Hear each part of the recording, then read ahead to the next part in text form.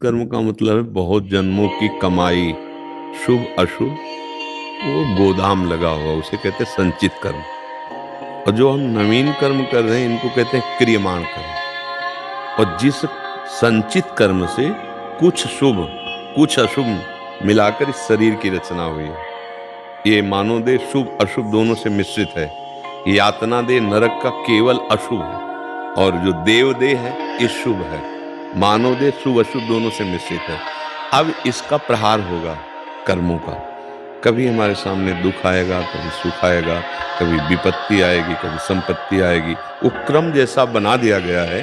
जो शुभ आएगा तो सुख संपत्ति अनुकूलता, अशुभ आएगा दुख विपत्ति प्रतिकूलता।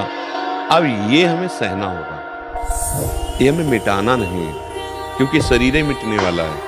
आज नहीं तो कल ये मिटेगा ना शरीर। तो देखो बड़े बड़े महात्माओं में परमहंसों में शारीरिक दंड देखे गए ना।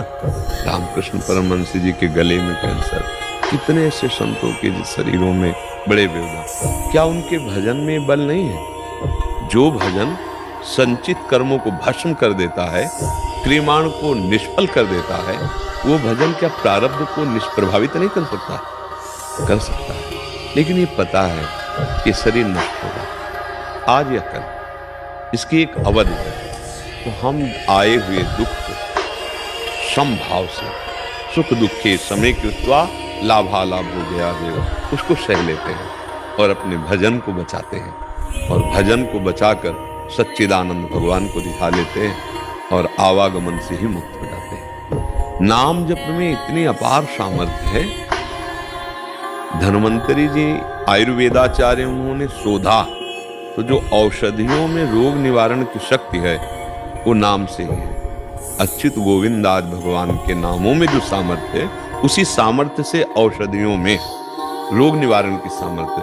अब देखो हमारे जैसे इस अंग का ऑपरेशन होना हो और औषधि से इसे चेतना शून्य कर दिया जाए, मन यहाँ प्रवेश न करे तो गेंद्री में, तो पूरा काट दिया जाए, हमको कोई कष्ट नहीं होगा।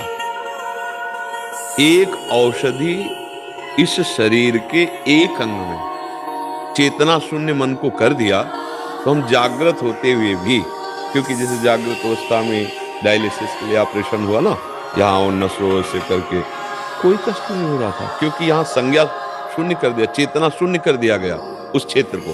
तो क्या नाम हमारे मन को इस स्थिति में नहीं ले आएगा? भारी से भारी दुख में भी हम दुखी न हो, हम आनंदित रहें।